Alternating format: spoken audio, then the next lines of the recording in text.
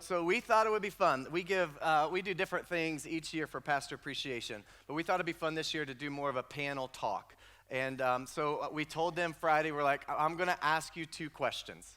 All right, so I'm going to, one year we did Q&A with the whole church. So today is really, in essence, an opportunity to get to know your pastors, to get to know us, to get to know who's serving you day in, day out.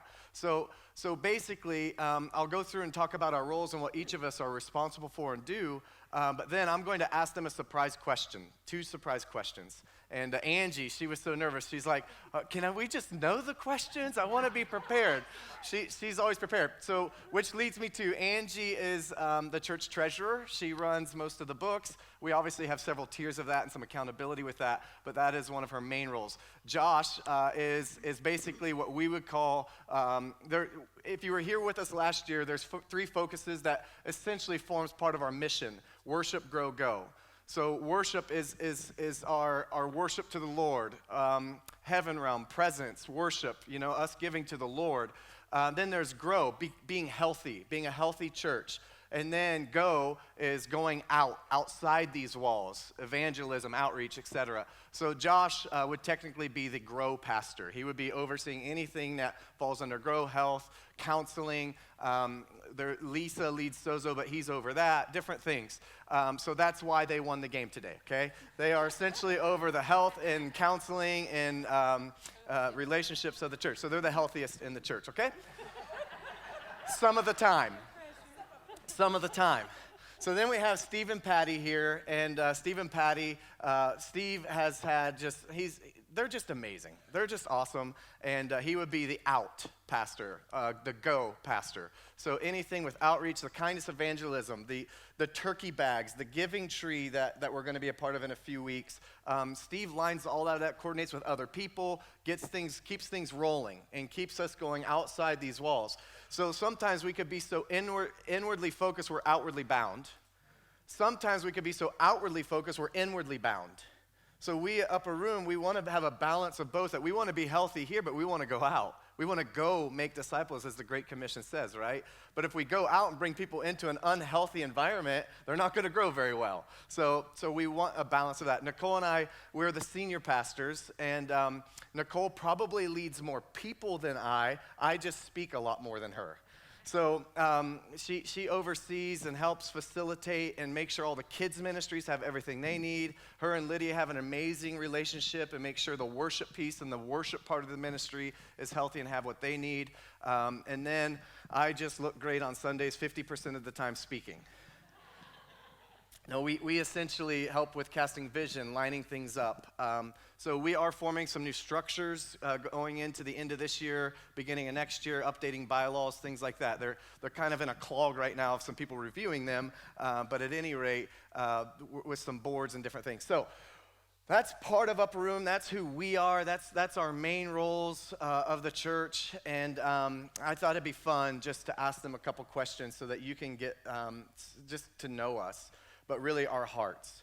And so that's the point of today. It's fun. Like in our prayer this morning before church as a team was that you might see Jesus in a little bit different way than maybe you know him. Maybe you don't know this fun version of Jesus where we can come in and play a game and you see Jesus as a friend or a really fun father. It's not always like our heart is ministry unto the Lord. Our heart here, if we could have one thing, would be worship and ministry to the Lord. That would be our first ministry. But then there's all these other components of who God is. And so that's kind of the fun thing about today and the intimate part about today. And we are a relational church. I reference family. We're a relational church. And if you never know us and you only see the 30-minute version of me on Sunday with a microphone and you never see this side of us, this is who we really are. And so we take a week once a year just to expose this. And I know it's against some popular belief and it's are we missing something this week? No, I think you're absolutely gaining something this week. So anyway, this is who we are, and we're going to start with the questions. I'll need to get my iPad at some point. So I forgot about all of this.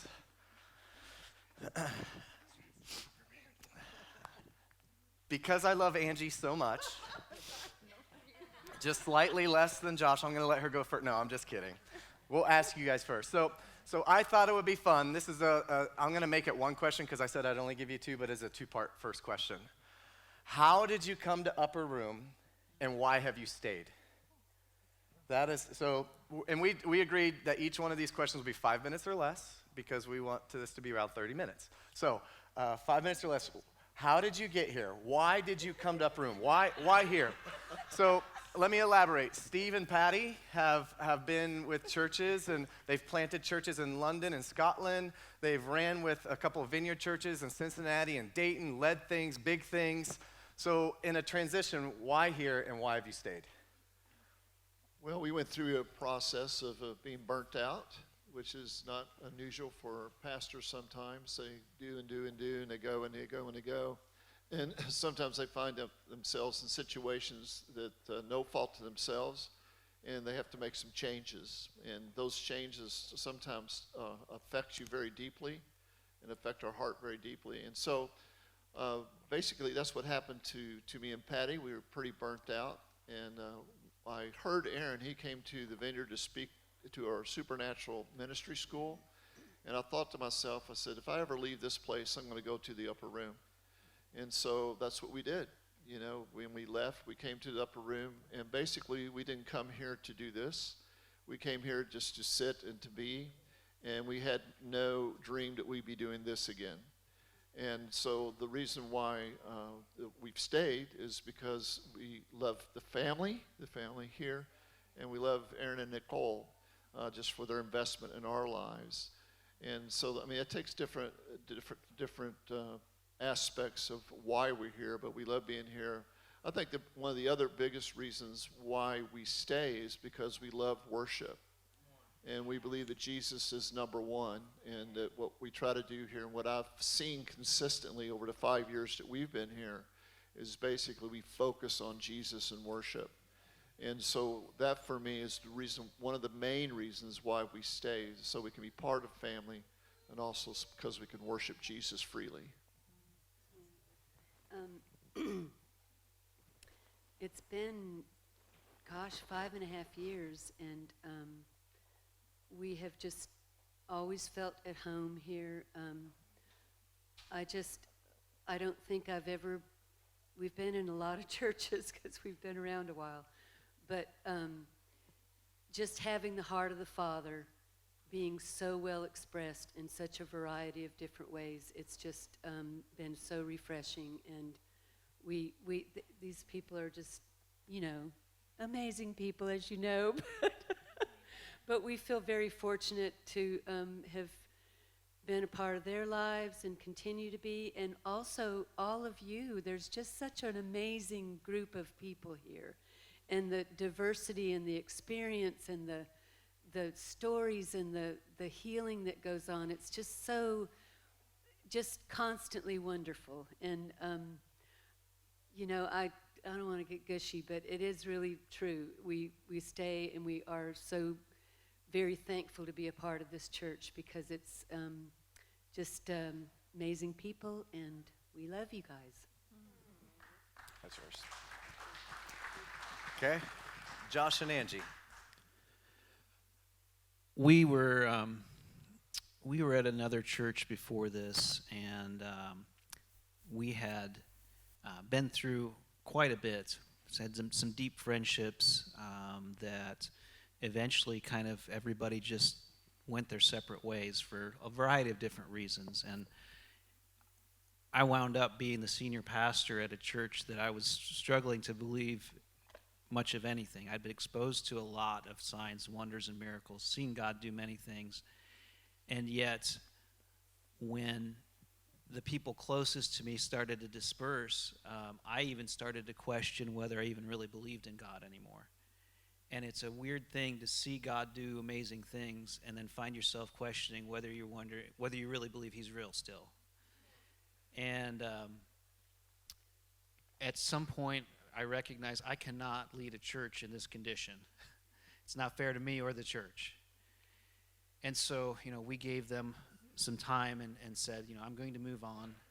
And then we were like, what are we going to do? And I wanted to, in spite of all the struggles, I wanted to stay in a church. Especially, I didn't want to take my kids out of church. And so we tried one or two other places. But they, it just wasn't the same. There were no flags. There were, it's hard to find this kind of style. So we looked online at the Global Legacy, which is the Bethel, which is a church out in California that is affiliated with, and we found a couple churches in the area, and we saw pictures of Aaron and Nicole and their kids on the website. So we came in and we decided maybe we could hide in the back row and just let them do their thing. And it was like wonderful worship, wonderful people, but we were really just afraid that we would break them, because we tell them how reality really is, and it's not always that much fun, and you're not always going to have that much joy. And so we kind of wanted to hide. And but Aaron and Nicole were so accommodating that you just felt like you're the only one in the room. And they invited us over to their place on a Memorial Day about 7 years ago. And it was great. It was wonderful. And when they found out some of the experience that we had, they were like, wow, that's really amazing, but we can tell you're still healing right now. So if you want to hide in the back row, that's fine. But if you ever feel like you're ready, we could really use you. And so we took a little time, but I was honestly really surprised at how quickly I could heal just being around healthy people. And it was just, that was really the key. So within just a few months, by December, I was starting up the Sozo ministry, and by that next year, we came in as pastors under them. And I've doing ministry trips with them is more fun than going on vacation. I mean, they're so much fun. So I would say, it was just, there's something that happened. There's a connection, a depth of connection that I thought I would never experience again, and God's come in and actually amplified it to a new level. And, it's kind of like, why do you stay? And it's kind of like, yes, there have been hard times. There have been things that have come up, but it's like, even when you don't understand, it reminds me of the time that Jesus says, eat my flesh and drink my blood, and everybody leaves, and he looks at the apostles, and they're like, and he's like, are you going to leave too? And they're like, where are we going to go? You've got the words of life. You don't leave something like this. When God has spoken to you, doesn't matter how hard it gets. When you got family, you don't leave. You just stay with it. I mean, it's not a question. There's never been a question, are we going to leave? And that's not condemning others who have, because God calls people out. But he'd have to show up in the flesh and tell me. I feel like you said it all.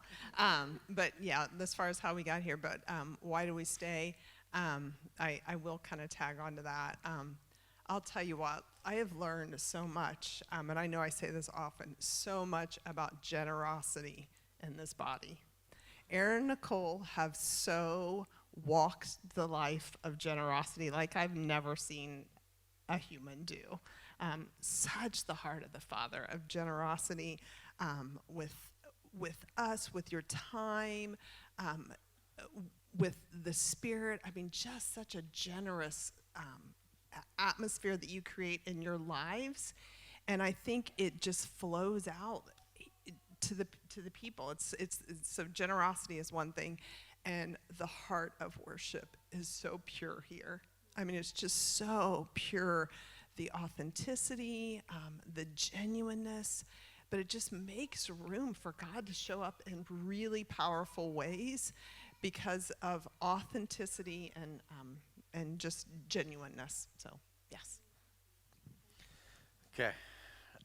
One fun thing that you don't know about is before Josh and Angie came, Amy and Lisa Scott we were praying. We were developing a Sozo ministry. And Amy was like, man, I really don't want to lead it, but I'm the best we have right now. So Amy kind of started leading some of that ministry, and then Josh shows up, who was an expert in this ministry and part of it. So it was just a natural fit. And then at the same time, when we were praying about being outward focused and evangelism and outreach and how do we make impact outside these walls, then all of a sudden Steve shows up and Patty. And it was just, God knows the timing. Each one of you, you're here for a purpose. Your timing was for such a time as this. So I got here because I lived at home when my dad planted this church, and I was required to go to church if I lived at home. So I was forced. I didn't find Upper Room found me. So, but I will talk about, there was just one nugget, because we want to move on for the sake of time, and then Nicole can share if she wants to on this. But there was one time where Nicole and I were early married, and we were facing some differences, some tension between my dad and I and us, and how we're a church we wanted to raise our future kids in, and some belief differences. And so we started visiting around other churches, and I would work at the fire department every third Sunday, so we would use that as an opportunity on Saturday nights to go visit churches who had Saturday night services, and just praying into where the Lord was calling us. And he just confirmed so vividly in so many different ways that we were to stay here. And even at the time when we didn't agree with everything, and even at the time we were in a little building, little tiny ministry, the Lord just says, give your life for this. And anything you see you don't like, be the change.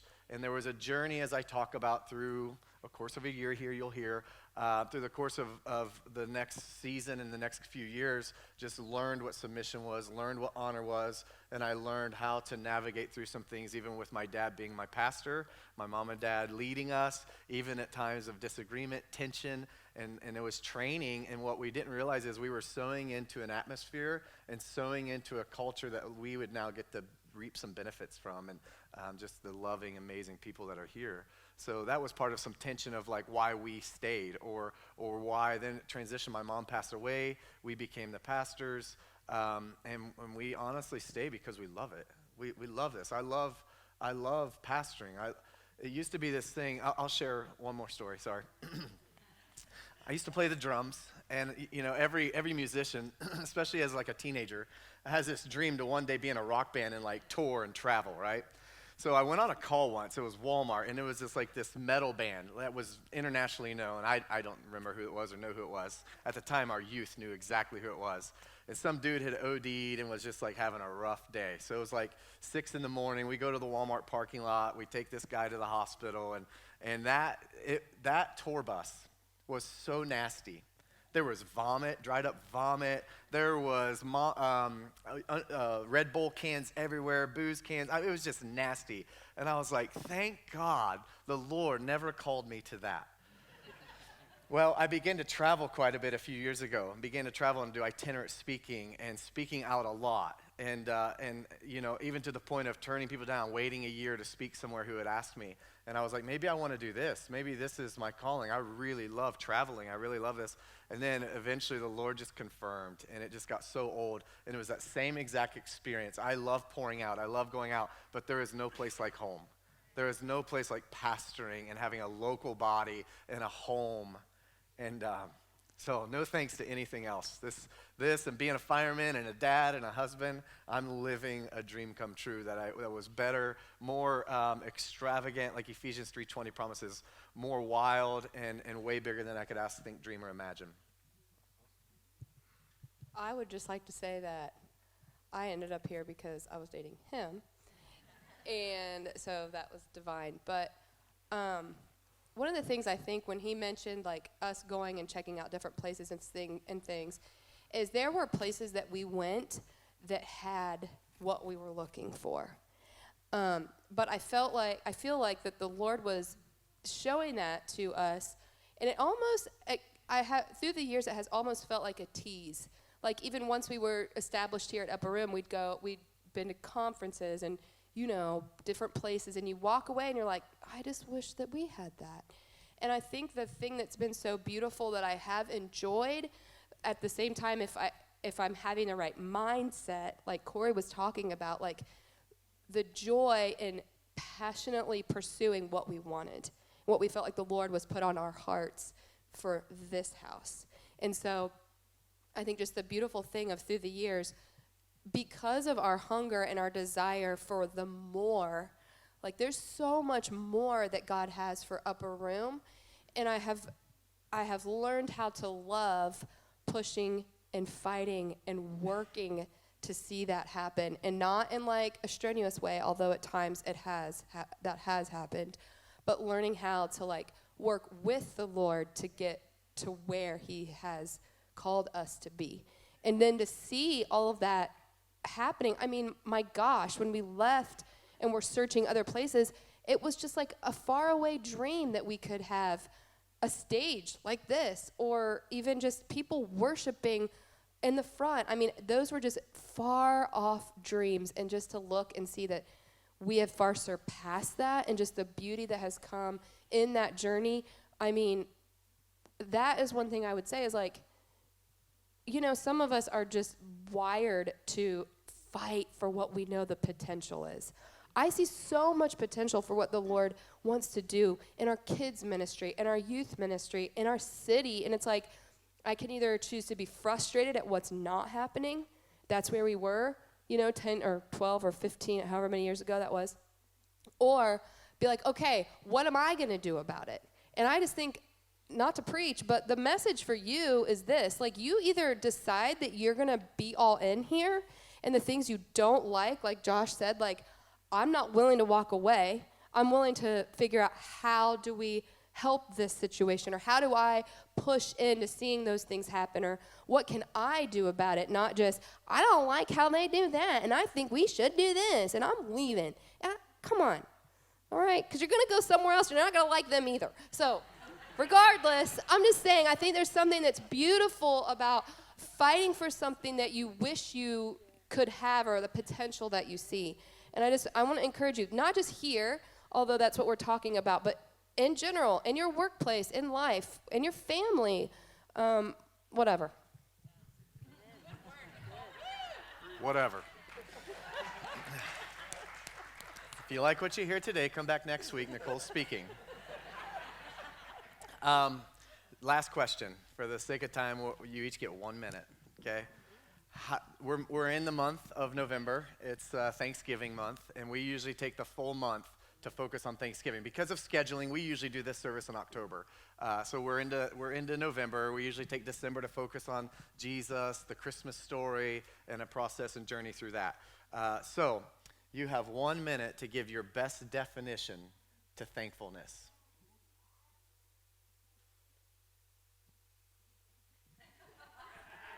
And whoever wants to start can start. Okay. Best definition of thankfulness. It's, for me, it's an intentional, conscious acknowledging God in all my ways. And it's an intentional willingness to see Him in my workplace, in my family, in my church family, and being just joyful in acknowledging that. Does that make any sense? Yes. Okay. Who's going to beat that one? But mostly it's the intentionality, because thankfulness can bleed out of us. We can, forget how to be thankful.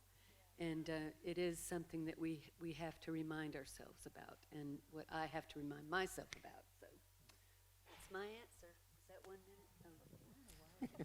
I think for me, it's learning to develop the attitude of gratitude in all things. And for me, it takes practice.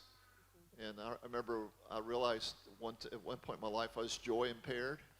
So what I thought I'd start doing is practicing smiling. And I remember going to work and I'd be smiling and people would say, "What are you doing?" I said, "I'm practicing being joyful." But so anyway, I just think it is. I think it's developing, trying to realize this, what God has given us. I mean, I was a flipped out drug overdose dude in my 20s, and everything that I've received is so much more abundant than what I had. I have my clothes, my best clothes came from the Salvation Army. I was just really skinny because of my drug abuse. And when Jesus touched my life, that was part of the shift that changed me to have an attitude of gratitude. And so anyway, that's part of it.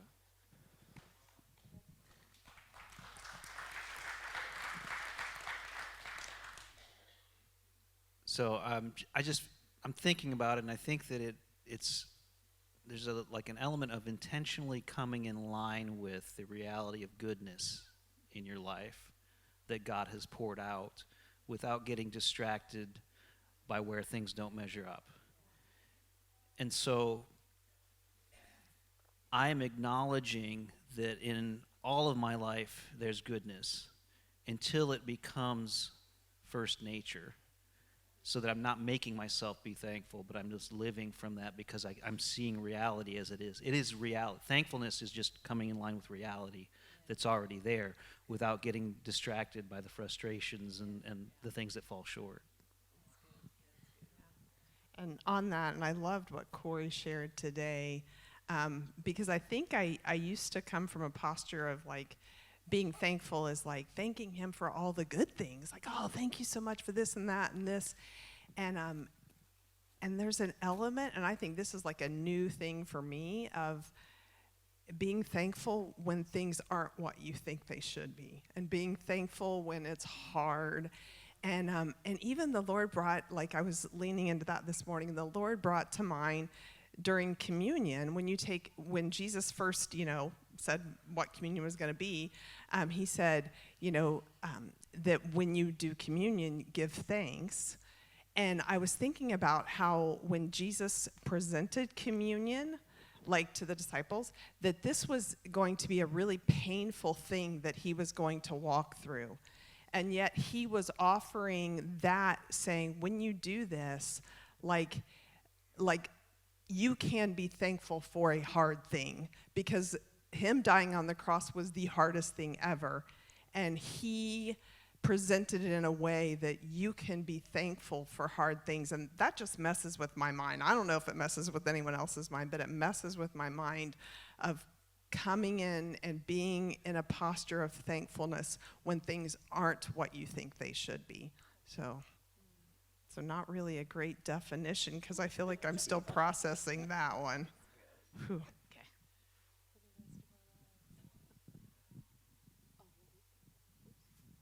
Okay, I was going to say basically that. Just being thankful in the good and the bad. That's it.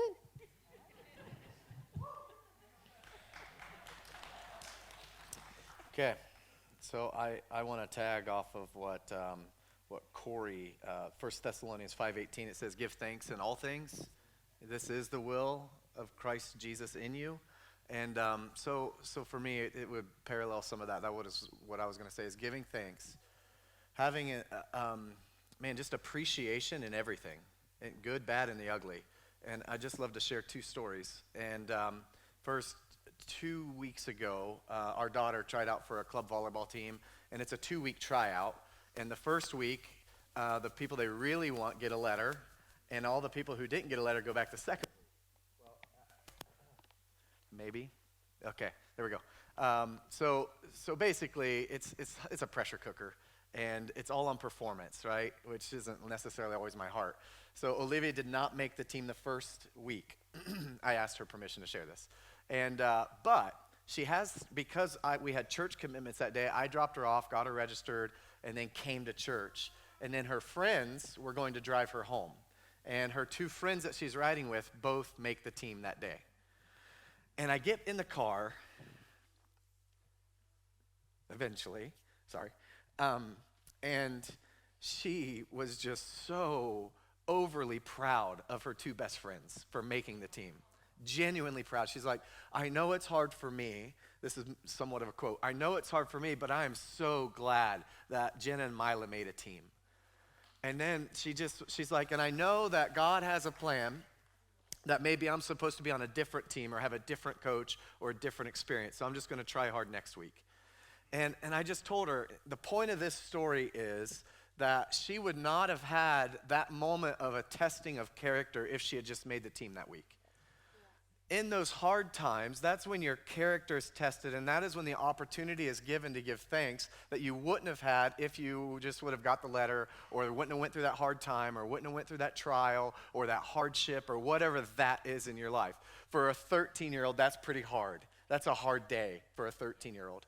So whatever our lives are, and the last story I'll share is just meeting with Bruce and Catherine, and after they lost BJ and their son in his low 20s, and this buff, big, wrestling dude, right? Just ends up one day he's here on earth, and a couple weeks later he's not. And I just remember meeting with them, and Catherine or Bruce, one of them, I just remember collectively they're like, God gives us an opportunity on earth that we won't get in heaven, and that is to praise and thank him even through hardship. That is one thing we don't get to do in heaven. And that always stuck with me. So no matter what bad day or crap that I'm going through, to think what they went through and they are still giving thanks. And that was their goal for the next entire year, was to give thanks to God in all things. That penetrated my heart. I'm like, man, I think I have a bad day if a shingle blows off my house or my hot tub quits working or whatever, It's like, really? So when you put things in perspective in anything, you can just give thanks. And even the Bible kind of words like this in James 1:2, it says, count it all joy the trials you go through, because that is what builds perseverance, patience, character. So that would be my definition. It's similar to everybody. It's just giving thanks in everything, the good, the bad, and the ugly. Praise is us, acknowledging what the Lord does. Praise is thanking him for what he does. Worship takes us to an intimate place to worship him for who he is. And there's a difference, and Thanksgiving is in both of those. So, all right, I would love to close with an opportunity for some ministry time, okay? You're done. You're off the hook, Angie. That was it. Was that so bad? That was easy. Yeah.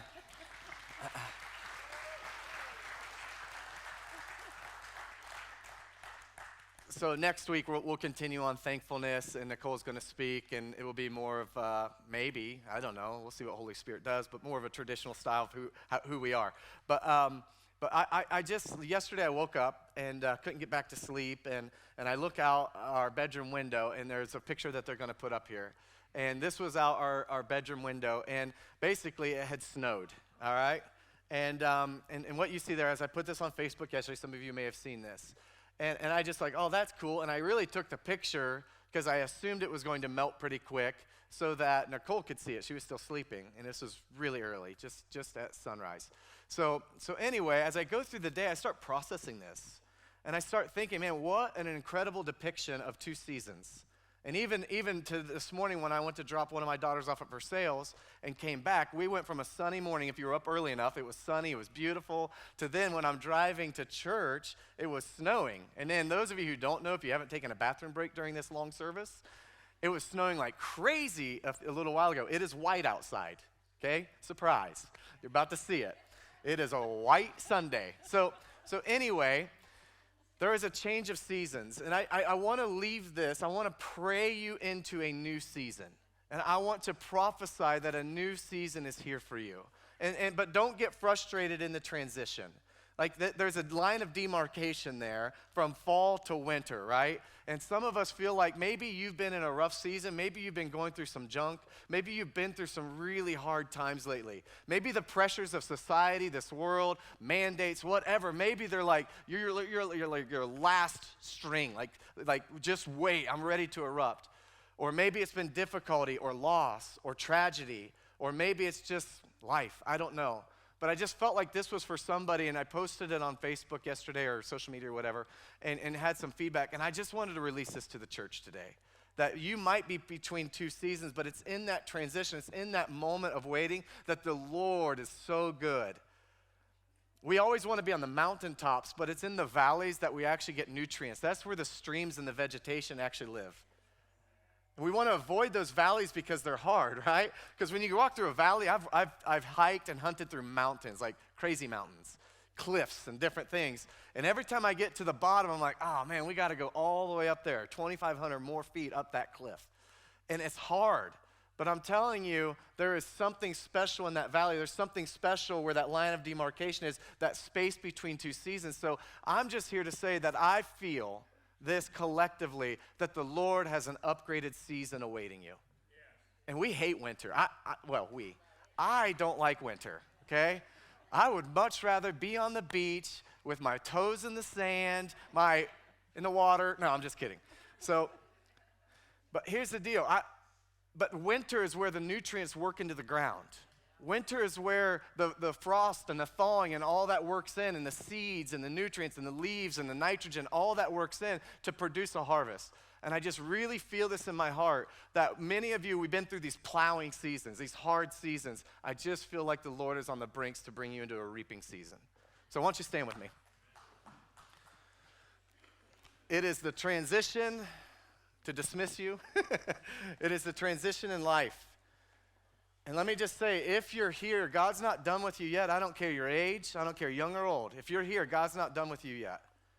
God's got your family. God's got your relationships. God's got your kids, your grandkids. Like, he has your back, all right? And he has your job situation, your finances, whatever that thing may be. He came to seek and save. Jesus came to seek and save that which was lost. What's that? Maybe it's a baby. Maybe it's a marriage. I don't know. The Lord has things on your heart. And as you delight in him, the Bible promises that he will honor the desires of your heart. I just fully believe that. So do we just put your hands on your heart and just receive this upgraded season? It's time for a new season. The verse I put with this, that weeping may last through a night, but joy comes in the morning. So Lord, I thank you right now that is a new season. It's an upgraded season. It's a season of harvest. It's a season of reaping, Lord. Lord, I pray that the weeping may have lasted through the night, the weeping may have lasted through a year or 2 years or the last month, Lord, but joy comes in the morning, and this is morning. So we thank you for such a time as this. We thank you for the upgrades. We thank you for a new season. We thank you for thankfulness in the old season. We thank you for thankfulness in the transition. We thank you for thankfulness when things are great in the new season. It's a new day. He's singing a new song over you. He rejoices and delights over you. His promises for you are yes and amen. So we thank you, Jesus. Everybody's just say that. Say yes, and amen. All right, we're going to ask our prayer team to come. If you need prayer specifically for anything, they'd love to pray for you, but you are dismissed. We love you guys. Have a fun Sunday. Have a fun week. Love you. Matt.